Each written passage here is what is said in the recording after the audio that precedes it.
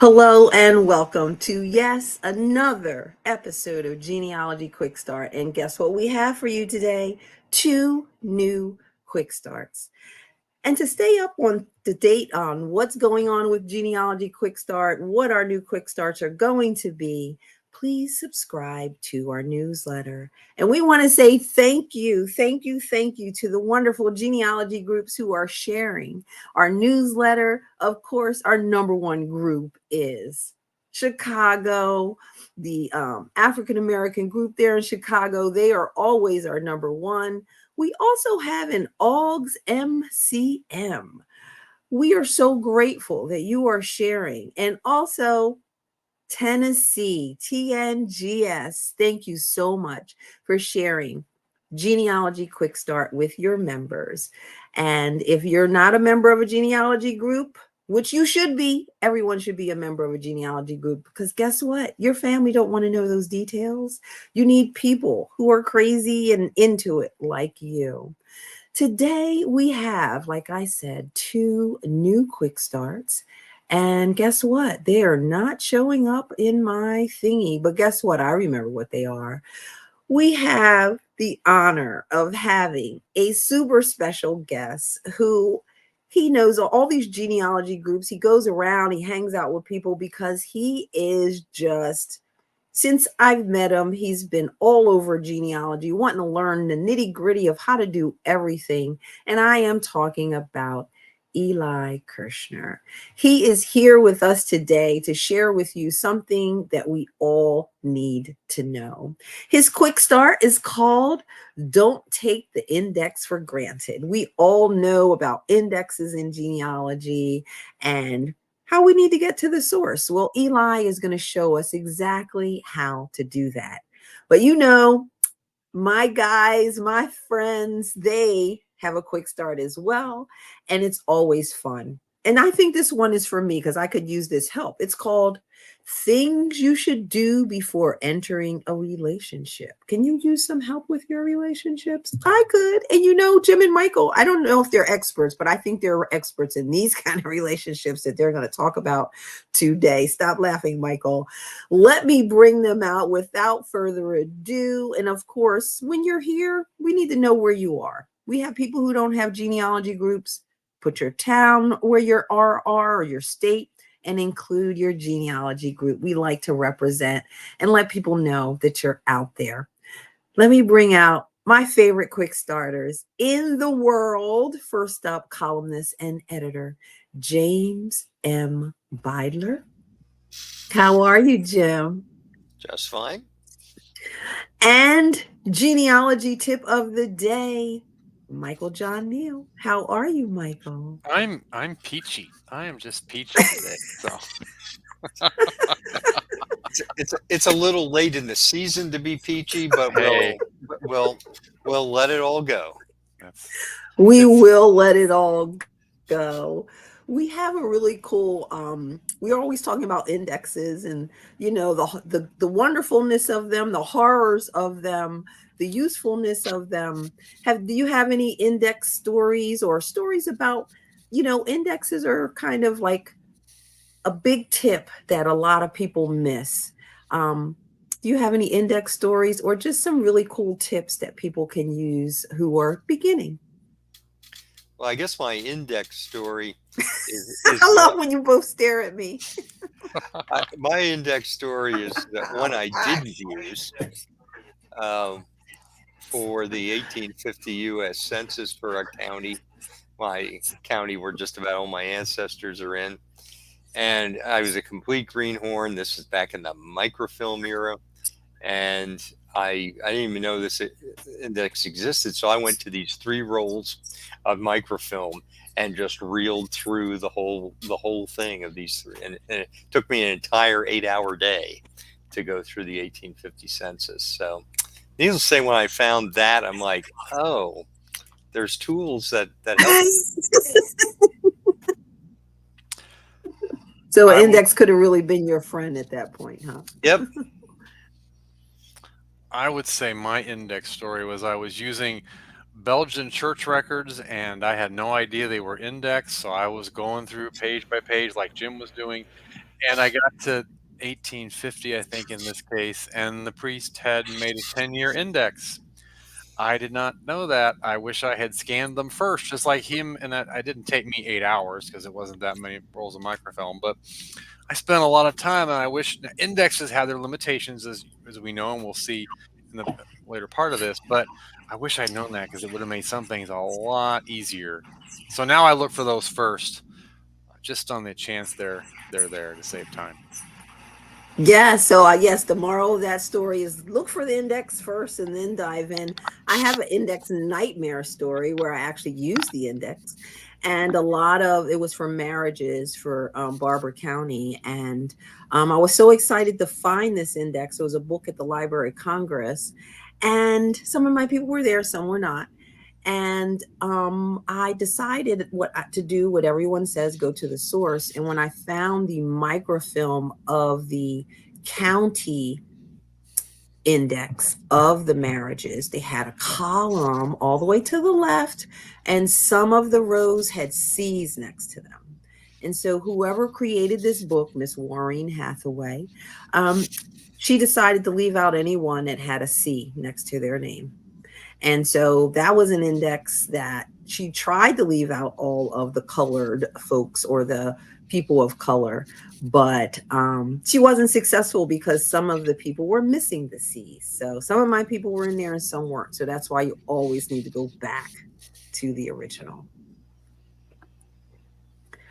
All righty. You guys have a really cool quick start. But before we get there, we have to see who's here with us.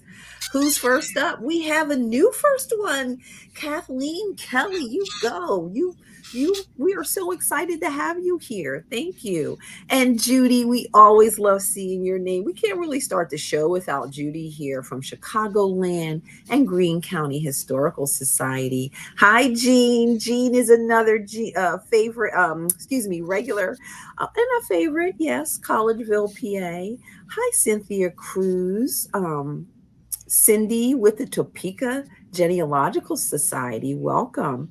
Hey, Gary from Toledo, and Val. These are two of they're like regulars, always here. Val from Philly and GSP. Not Philly, but Philly area and GSP. Hey, Ari. Welcome, Ari. Ari is here from Dallas, Texas. And we have Anita Payne. Hi, Anita Payne from AAGS Cleveland and Fayette County. And TN Genealogy Group. Hi, Anita from Dr. Debbie's People, and another Dr. Debbie, Gail Ector from AAGS Cleveland. And we have Robin S. from Houston, Texas. Hi, Robin. And yes, Kathy, you made it. You just made it. Because guess what we're going to get to now is our first fun quick start. Jim and Michael, you come up with some fun quick starts. And I know you didn't do this for me because I could definitely use this advice. Things I should know, or no, things you should know before you enter a relationship. What is this quick start all about? I know it's not all about me and my personal life. Well, first of all, this is about entering genealogical relationships, not the relationships that some of you might have thought about. There's other TV shows dedicated to that I don't think Jim and I really want to go into the details of that in this segment. So we're going to focus on genealogy relationships. See your therapist. Okay. Yeah. Thank you for that. So let's get started with our first quick start. Things you should do before entering a relationship. Step one is, what type of relationship is it? So what are the different types of relationships are we talking about here? Parent-child relationships and husband-wife relationships. Those are the two main ones. We might have a document where it says cousin or in-law or things of that type. And those we even have to be more careful with than we do parent-child relationships and husband and wife relationships, because cousin is broad and can be, there's even aunt and uncle. You just got to be careful what you interpret from that before you start entering things into your database. Even things like senior and junior, and this is one that a lot of people tend to figure out over time is that, yeah, the modern sense is, senior is the father of junior.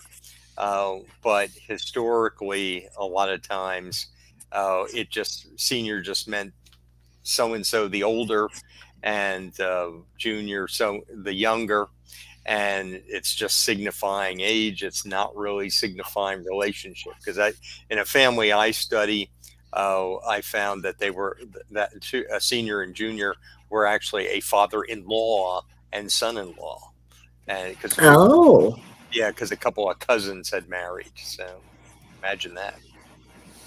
yes. I didn't know that cousin had all these different meanings as well, but junior and senior really hit me hard. I think I learned that in Lloyd Bachstruck's intermediate class at IGHR. He really blew the top off of my head in that class. He just, woo, that man was amazing. All right, so we're focusing on parent-child and spouse partnerships, but there are, like we said, many other types of relationships. Step 2, which documents could provide evidence? So what types of documents are we focusing on here? Well, there's a lot of documents that could provide evidence about a parent-child relationship or a spousal relationship. Census records in the U.S. before 1880 are suggestive of relationships. We want to make that statement clear first. Probate records, wills, some deeds, vital records, censuses after 1880. Those are documents that can give us some clues about relationships. But we still have to be careful with those. And any one document can either be wrong or give us a perspective that we're not aware we're looking at, and we might interpret something incorrectly. So we want to get as many documents as we can before we start drawing conclusions and inferences. That's really wise counsel, and I'm reminded of a Association of Professional Genealogists quarterly article by Tom Jones some years back, "The Power of Indirect Evidence," where he said Mm. how we tend to try to hew toward direct evidence, something that states a relationship, right? But as Michael was saying, it could be dead wrong, and especially if you just have one piece of evidence, you hang your hat on that, and you may get burned. Agreed, most definitely. We need to pull them all together and let them tell the story. So we have all different types of documents. So let's move on to step 3, which is to locate the records. I guess that's self-explanatory. Did you have anything to throw in there with getting to the records? Our favorite places: Family Search, Ancestry, and Boots on the Ground, of course. Step 4 is to analyze everything. We're going to show you some examples and of how analysis can take place. Step 5 is to be aware of common mistakes. I can't wait to hear this one because it's really important. You could really just be screwing up your tree in major ways. And step 5 is to document your findings. So let's take a look at some of your examples for thinking before. I think this is it. Here we go. What do we have here? Here we have the will of Henry or Heinrich Rauch, one of my ancestors. And it was very intriguing because if we go to the details slide, we see that one of his executors that he names he calls his brother-in-law George Lar, which since at the time I had no knowledge of his wife Magdalena's maiden name, and I was pretty much of a greenhorn when I saw this. So I'm like, her maiden name must be Is Lar. law. I think Yeah. I think I may have even had that on my chart, handwritten at the time. This was way back in the 80s. But of course, with more savvy, you realize that it doesn't have to be the brother of his wife. It could be also a husband of one of his sisters. Now, Right.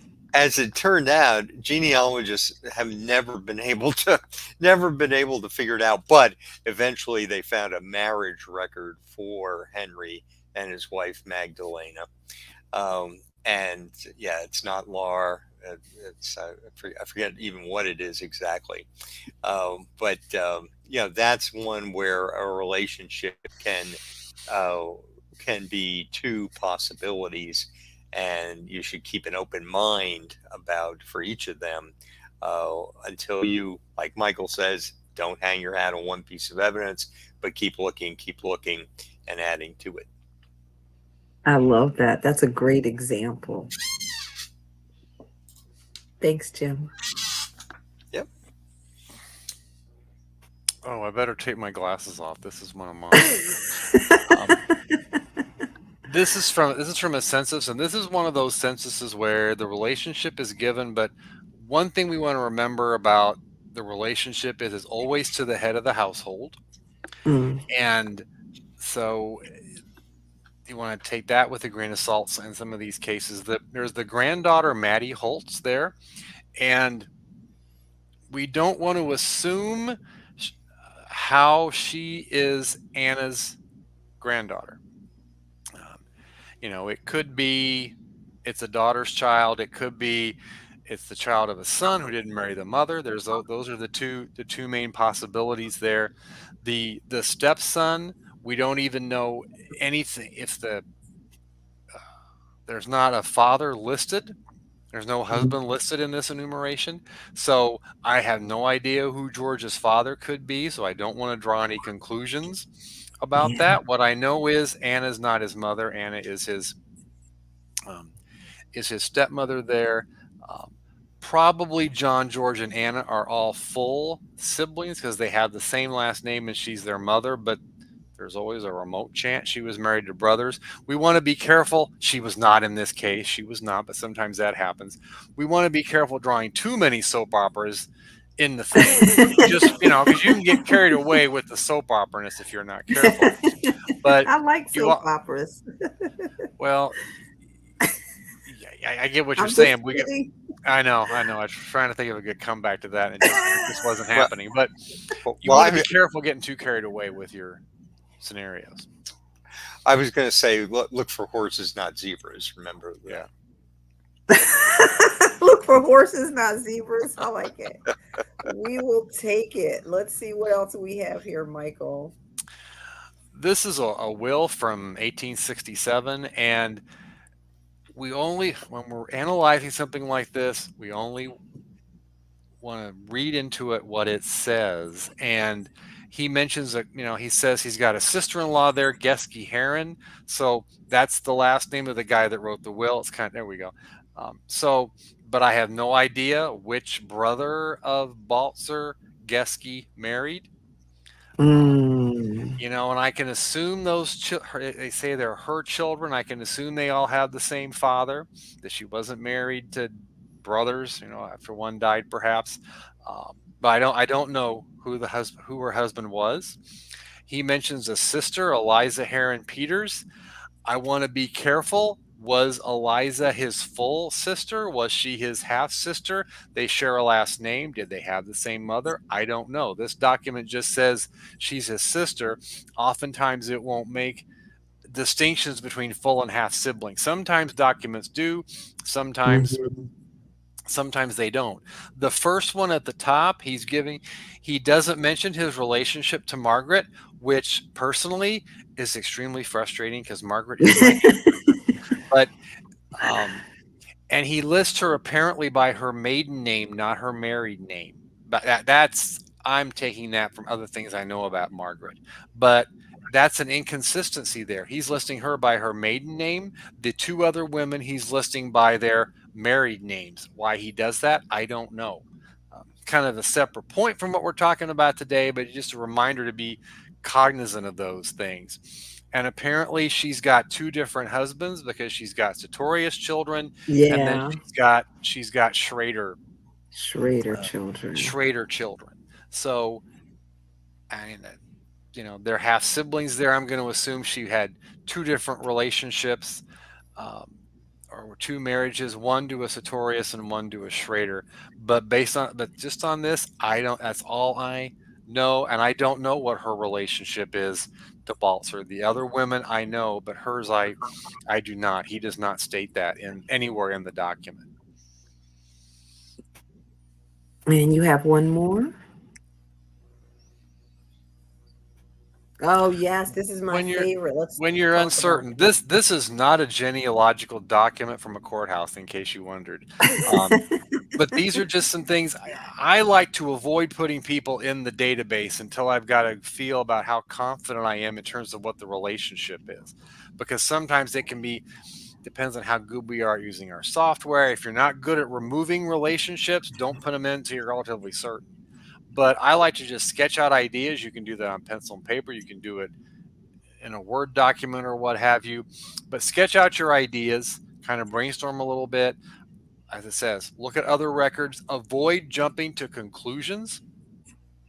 And if it says they're siblings, keep in mind that when it just says sibling or when it says brother or sister, they could be full siblings, half siblings, or potentially even step siblings. And especially if last names aren't listed, that can make it even more difficult. But even with last names, you can't always be certain of what that relationship is, especially just based on one record. most definitely. I love these ideas. Another one is, especially when you're looking at back in the day, there are so many blended families. Like I have a Freedman's Bank record that has my ancestor listed as the sister of the depositor.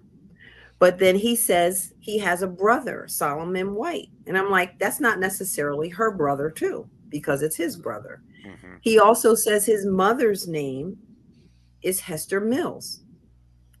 We can't say that that's my Nancy's mother. So I get what you're saying. You have to kind of like take it for what the record is saying, not what you think it's saying, right? And even if a census, particularly if a census says nephew or niece, is it actually the niece of the head of household, or is it the niece of or nephew of the spouse of the head? Biological, yeah. Is it through biology or through marriage? That makes, and in genealogy, that makes it a little bit of a difference there. And if it says cousin, then that's a whole other,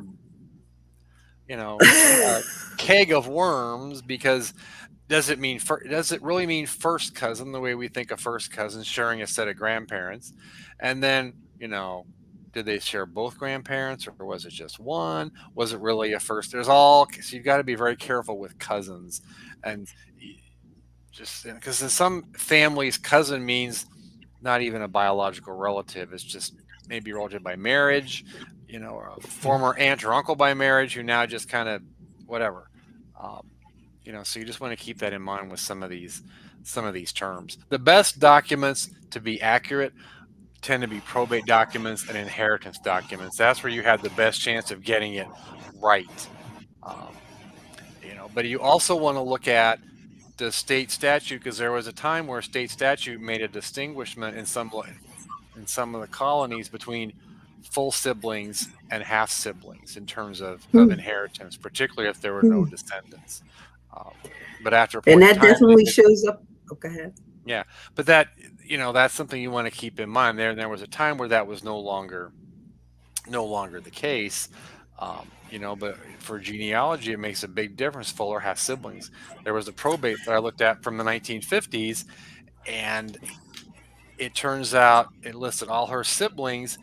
Nowhere in the probate does it say these two are half siblings and the other three are full.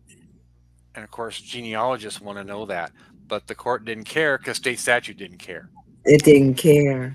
So we have Exactly. some interesting ones here. Kathy says that she had fun trying to figure out how to separate the children of her 4 times great uncle who married twice, both women named Caroline. I fall into that all the time with the same woman, with the woman with the same name.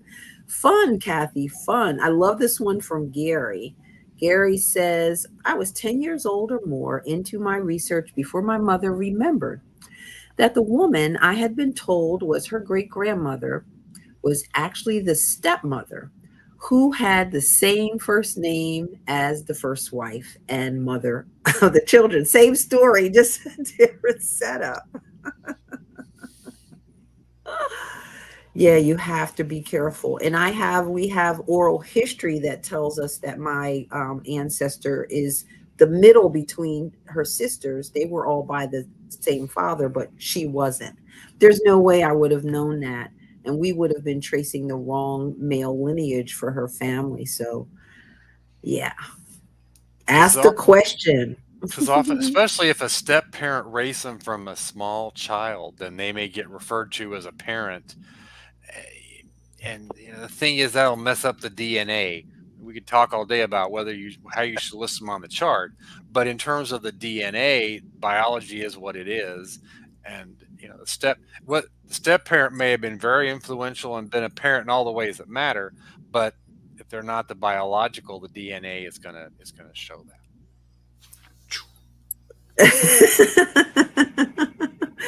Very cool, very cool. So, Jim and Michael, thank you so much for that quick start. See you soon. All right.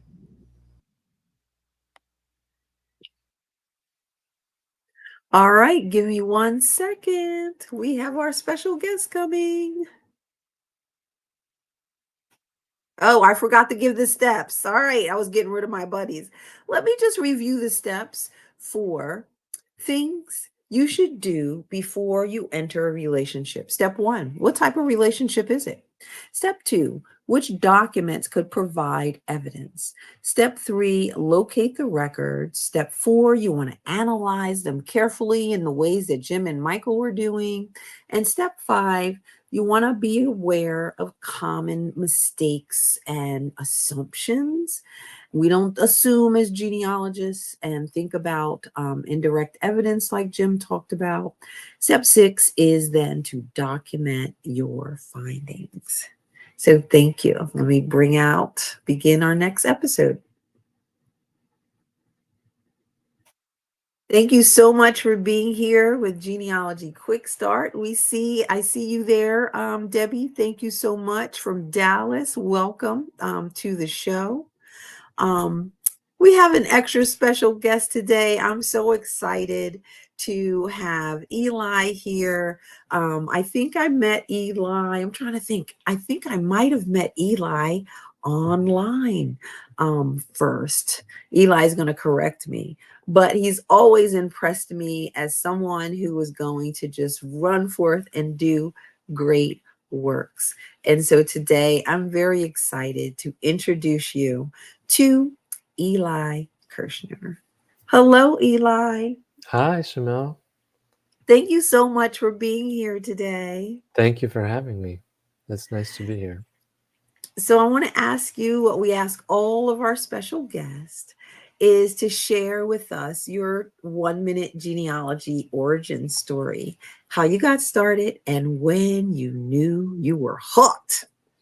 So I got hooked pretty early on, but my 1-minute genealogy story is the summer before college, a family friend named Suzanne got me a 3-month membership to Ancestry.com. And I just got hooked. I was on the computer for hours and hours at a time. Back then, I didn't really know much about sort of the methodology of genealogy. I was just hooked on, finding the hint leaves on the ancestry tree and that sort of thing. And then the other big influential piece is when I was in college, my campus job supervisor at the time, Anissa, was the president of the Oberlin African American Genealogy and History Group, which is a group that I got involved with and helped me to connect with other groups like AAGS in Cleveland. And so those were sort of the two pivotal moments in my genealogy upbringing, and I'm really excited to be here and to share this quick start.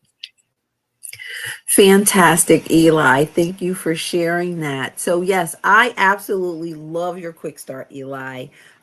because in its simplicity, it is extremely impactful.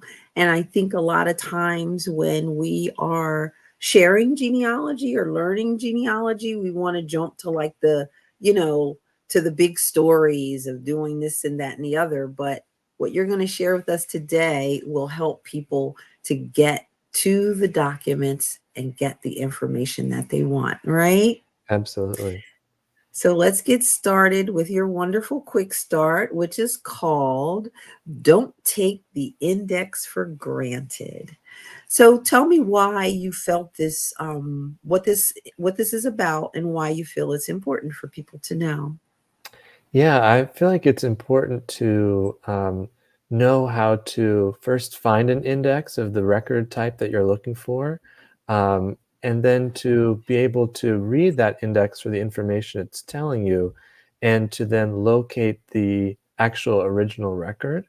And so many times in genealogy, we are relying on an index, but the story doesn't end there. There's an actual record to be found.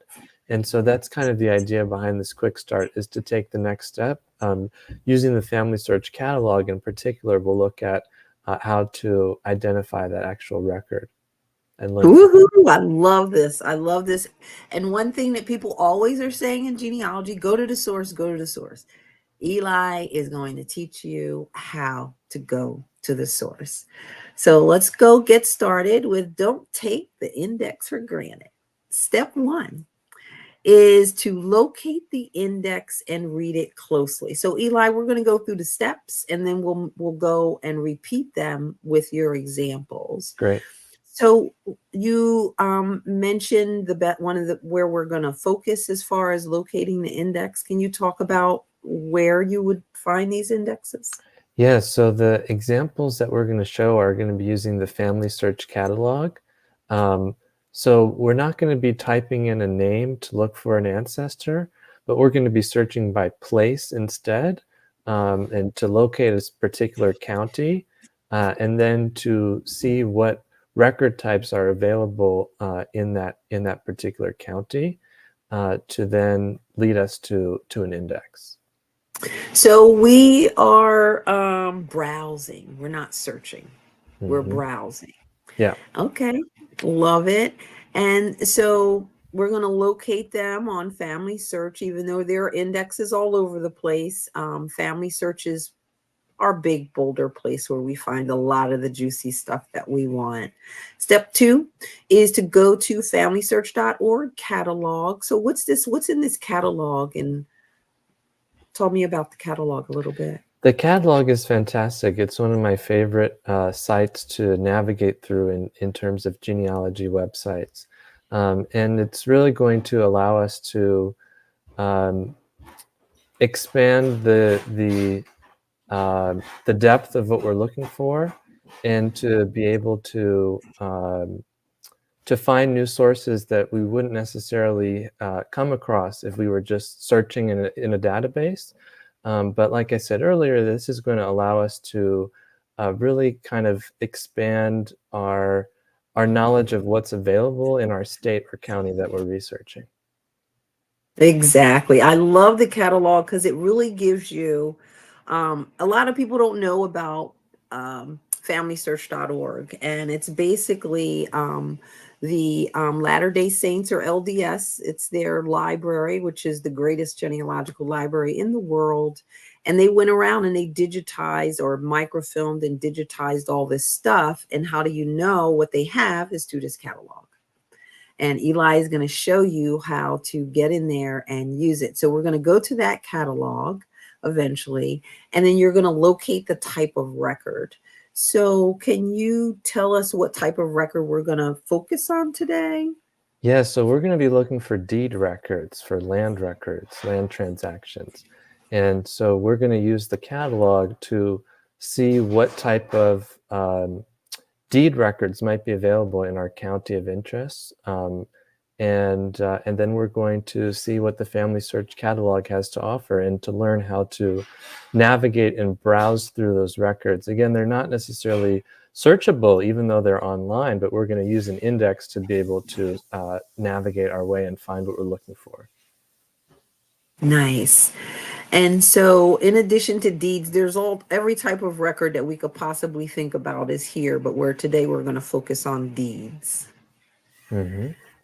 And then step 4, you're going to show us how to just get right in there and find the actual book and the page number to get to our record. And I think it'll be easy to talk about that once we get there.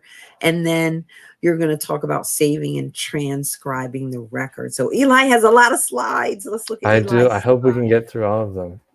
We're going to do it, Eli. Let's bring up the first one, which is tell us about this. So this is what the Family Search catalog looks like when you get there.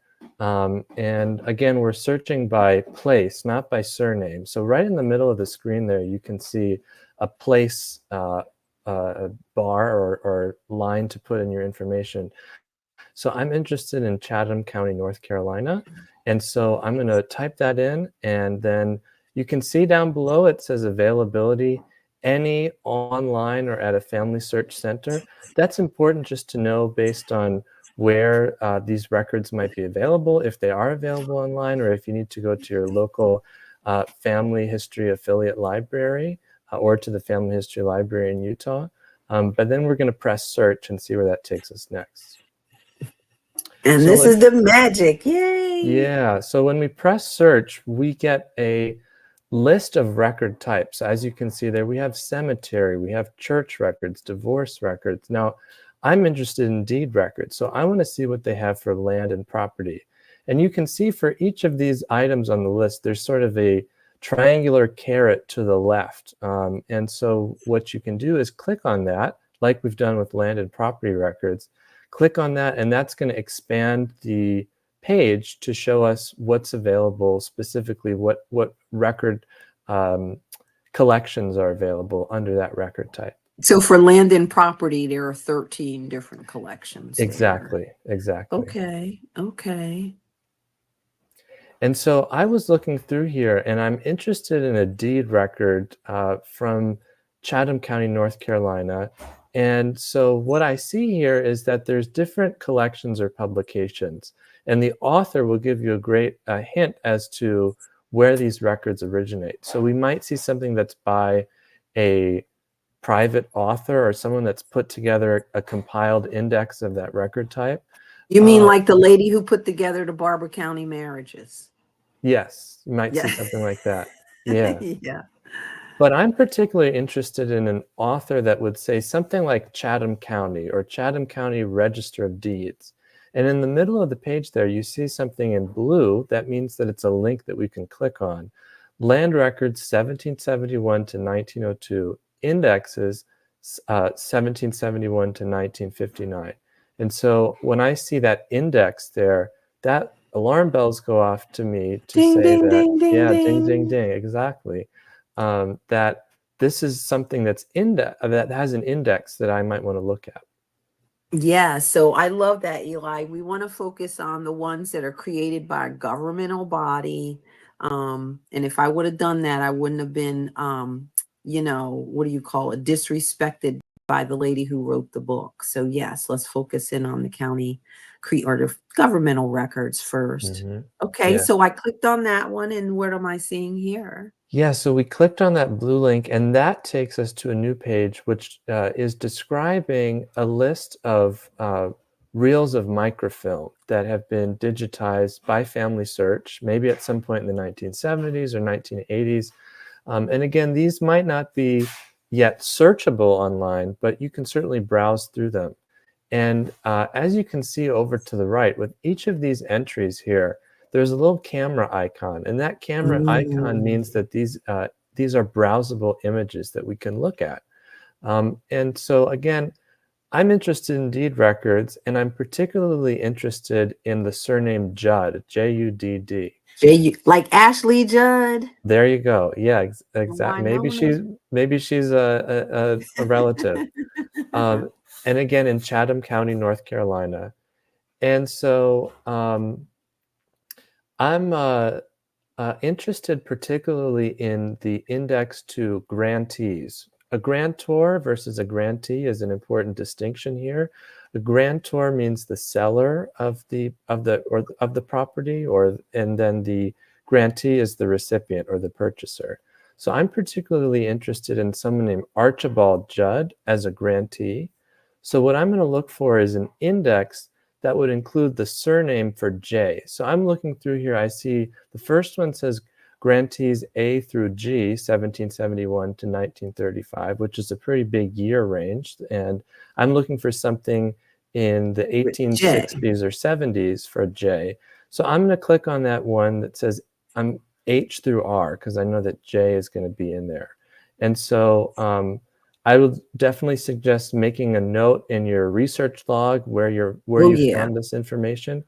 But then when we click on that camera, that you know takes what I us. do? I just copy and paste that whole. I just copy the line. Absolutely. And I paste it. You do that and paste it into a document. Just You quick could and paste keep it into a moving. Word document, an Excel spreadsheet, or if you're as my mentor and friend Dr. Debbie Abbott would say, maybe use pencil and paper, just go analog and make sure Dr. Debbie got you going old school. Okay, we'll talk about that a little later. Oh my goodness. She said go analog. Okay, so we clicked on that. And we are now looking at the index to deeds. So now we see a bunch of images, and this might seem a little overwhelming at first because this says image 1 of 591 at the top of the screen. So how the heck are we going to get through all this? Well, the first thing that you're going to do, you see all of these images. Take a look at the little toolbar that's over to the left there. You see a plus sign, a minus sign, and a couple other icons there. And you also see how the first image has sort of a greenish yellow box over it. So what we're going to do is actually click on one of these image icons, and that's going to take us to a larger view where we can actually zoom in and see the information. So when we click on that, and then we scroll a few pages over, and the first couple pages might have information from Family Search about when this was digitized on microfilm, for example. Can we go back one slide? Yeah. I just want to talk about how do you figure out where to go be in 591 images? Like we know this is H through, what was it? H through R? Correct. Yeah. And we want J. So we would kind of like, you can scroll down really quick and double click on one and see if you've made it to the J's, if you're still like at the K's. That's kind of how you kind of navigate, would you say? Yes. To get to this J page. Okay. Absolutely. And one way we can do that is to see if there's almost an index within the index. And that would be what the next slide is showing. Because at the beginning of this, and this is the valuable point of scrolling through each image at a time, especially for the first couple of images, just to get oriented of what am I looking at? And so what I found in there on image 7 is that we actually have a sort of soundex of the letter J. As you can see, we have J-A, J-E, J-O, and different surnames, and then where to go page-wise to look for that surname. So as you can see over to the right, there is actually an entry for Judd. I think that says it's on page 45. 45. Exactly. So we need to find page 45. And I will just point out that one of the things I had to learn is that page 45 in the index is not the same as image 45. So the image is corresponding to where we are on Family Search in terms of this collection. So as you can see, we're actually only on image 30, but that's showing us page 45. And that's because each page might have, or each image rather, might have 2 pages on it. It's a bound volume. And so you might be looking at those 2 pages at a time per image. But I found Judd on page 45, and sort of down towards the bottom, if you can see it there, there is an Archibald Judd. Do you see that there in the list of grantees? Yes, I can see Archibald Budd. Okay. And tell us what we're looking at. So what we're looking at here is an index of deeds, mortgages, and real estate conveyances from Chatham County, North Carolina. And this is an index of grantees, so the recipient of the property or the purchaser of the property. And I was particularly curious to see if there was any transactions between a Henderson Judd and an Archibald Judd and perhaps siblings. So I noticed that there were a number of instances of Henderson Judd, both as a grantee and a grantor. You'll see that column over to the right shows the grantors. The index is to the grantees, but it's also showing us who the grantor or the seller is. And as you can see for that Archibald Judd on August 24th, 1871, there's a Henderson Judd listed over to the right. And that is showing it's a deed record. And what does that say over to the right? It says AP or A-P and 59. And that's corresponding to the book that we should be looking for and the page number. Book So and page. Yeah, so we need to write down somewhere that we're looking for book AP, page 59. And I like to take a screenshot of what I'm looking at getting to and put that on that Word document you were talking Yeah, about. and you can also, there's over to the top right, you'll see that download icon. I would definitely recommend downloading this to your desktop and maybe giving it a file name like Chatham County Index to Deeds, volume H through R, page 45 or what we're looking at. And then also notate what image you're looking at on the microfilm on Family Search in case you needed to go back to it. Nice tips. So we're looking again for volume AP. And so what I did is I went back to the Family Search catalog, and I won't show you all the steps, but you just kind of have to imagine Back to where we were originally when it had a list of all the collections. Of all those collections. So now we're not looking for an index, but we're looking for the actual deed record. And so what I needed to find, I needed to scroll down until I found Deeds, volume AP. And as you can see there, the year range is 1871 to 1873, which corresponds with what we found in the index. We found something that said August 24th, 1871. So ding, ding, ding, we know we're looking in the right place. Yeah. And so we're going to click on that camera icon. After we copy that line and paste Thank it you. into Absolutely. After we copy that line. Yep. And that takes us to a new microfilm reel here. And as you can see, when I scrolled through the first couple of pages, I was able to see something that indicated we were looking at the right information. Chatham County Record of Deeds. And this is book number AP. And so what I did is I scrolled through the first couple of images on this collection to see what we're looking at. And as you can see here, I actually use the toolbar on the left to zoom out. That third from you've got the plus sign, the minus sign, and then there's an indicator there that is basically switching between viewing one image at a time or being able to look at all of these icons at a time. So I was able to kind of pan out to get a sense of how many images there are here. There's 338 images. But again, I wanted to find page 59 in Deed Book AP. So I had to kind of browse through a little bit to figure out, to orient myself and figure out where to find that actual page. Oh yeah, this is the browsing through that I was talking about Exactly. earlier. This is kind of like, you know how like it's 1871. Yep, I love this. So let's see, next slide. So you found it. So yeah, on image 46, after kind of scrolling through the images and taking my time to get there and going back and forth a little bit, it's a little bit like looking for something in a book. You've got the index and the page number, but you have to maybe go a little beforehand and a little afterwards and then try to meet in the middle and figure out where you're at.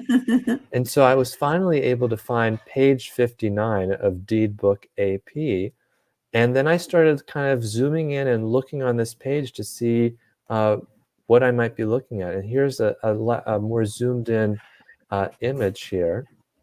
And I'll show you the transcription in a minute, but I noticed here that there was kind of a break in the page here. You can see towards the top that there's, can't you see that kind of wavy squiggly line in the middle? Yeah, that's a nice line. Yeah, so that's indicating a new record here that we're looking at, a new deed that we're looking at. That's probably a registrar's copy of the original.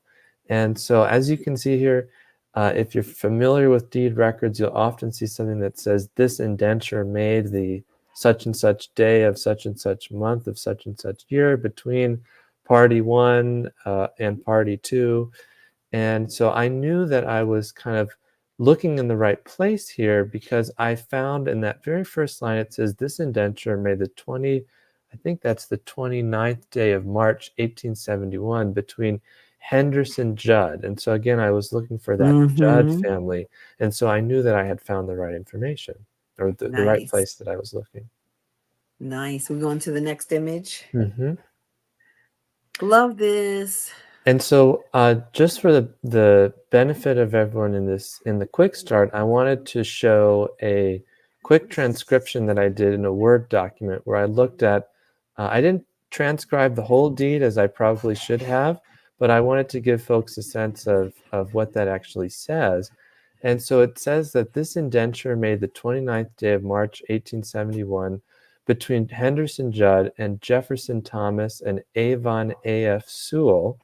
And I have ellipses here because I am trying to kind of transcribe the key parts and tell the story. You're here. abstracting. Yeah, I'm abstracting, right. Mm-hmm. For and in consideration of the sum of $1 to the said Henderson Judd in hand paid, and this is actually essentially a setting up in trust for the benefit of Archibald Judd, Adela Judd, and these other people. And what's cool about this document is that Henderson Judd, who's the grantor in this situation, says that I, the said Henderson Judd, are the reputed father, which reputation is admitted to be true. So he's admitting that he's their daddy, their father. Wow. And that was a really key find to find that information. And talk about direct evidence. Yeah, right, exactly, at least in this particular record. And it goes on to describe the actual parcel of land in Chatham County on the Cape Fear River, and describes the metes and bounds of this property, that it totals 174 acres. He also describes the horses, the mules, the cattle, and hogs, and all of the personal property that he might come to possession of, that he's establishing this trust through these trustees, Jefferson Thomas and Sewell, for the benefit of his reputed children, which reputation is admitted to be true. I like that his line. Reputed children. I love that. That's fantastic. His reputed children. Oh my goodness. So Eli, how do you do your transcriptions and your abstracts? Like, what do you include in your abstracts, and how do you transcribe? Yeah, so I pretty much use Microsoft Word, like a Word document. And then I have the image either printed out or on one side of the screen, and then I just kind of go word by word. And I want to say a special thank you to my 5th and 6th grade teachers who taught me how to read cursive. Because unfortunately, it's something with my generation as the Gen Z that we often don't know how to do that. It's something that they don't teach in schools anymore. And so knowing that really helped me to be able to transcribe this particular record as well as read others. So I'm grateful for that. So yeah, I pretty much am Let's shout out to the teachers. Yay, Absolutely. I love that. Yeah, do absolutely. you dictate or do you just type? I mostly just type. I'm a dictator. You're okay. I'm a dictator. Okay. Gotcha. Yeah. What do you like to include in your abstracts? Because I think that Yeah. abstracting deeds are probably one of the most important things to do, not just because it helps you to not have to keep reading the cursive, but also it makes that information searchable when you're searching on your computer. So what do you like to include when you're abstracting your deeds? So I always like to include the date of the deed or indenture. I always like to include the full names of who the parties are, the grantor and grantee. In this situation, we actually had trustees that were named. And I also like to include the dollar amount that's mentioned, as well as the metes and bounds of the property. Land description. Land description. And I think I'm probably leaving something out, but those are I think you did a good job. Yeah, those are some of the key pieces of information that I like to abstract. In this case, I used those ... ellipses in between just for the purposes of, brevity. Fantastic. If anyone's interested, I think the BCG's website had some abstracting tips. It was like from Mary Campbell Bell, which is like my teacher. So Eli, that was a fantastic quick start.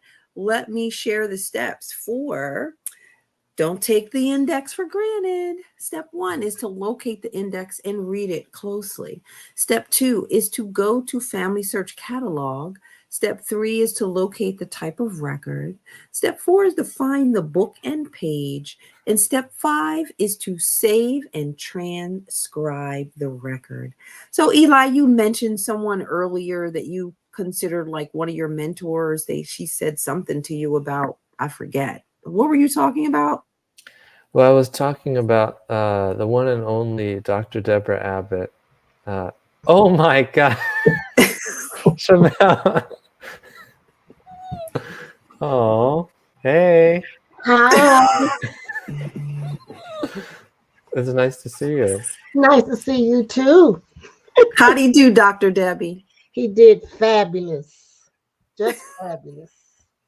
Very good. I can tell he's listened to me. So Eli, what was it you saying she was telling you should do? Well, to go to paper and pencil when necessary and write down the information that you're seeing, and to keep a detailed research log of, and that's something I've learned from you as well, Shamel, in keeping a research log. I think there was a presentation that you gave talking about searches you had done at the National Archives and keeping track of what folder you look through, what box you've looked through to see were they negative or sort of positive searches that you'd found that information. And so that's one of the things that Dr. Abbott talks about in kind of the methodology of genealogy research, is to slow down. It's something that I think my generation in particular struggles with. We want to go fast, fast, fast. We want to find the records. We want to find the information, but it's important to slow down, do what another one of my genealogy mentors, J. Mark Lowe, says, to mull and ponder, and to, and then also to find the original record. That's something that Dr. Abbott talks about, as well as locating the index like we did in this quick start, but then also be able to not just rely on that. Don't take the index for granted, hence the title, but to be able to locate that original record. Thank you so much, Eli. That was amazing. Thank you, Dr. Debbie, for being here. Where's my original quick starters, Jim Beidler and Michael John Neal. Thank you all for being here. We appreciate you joining us on Genealogy Quick Start. Have a fantastic day.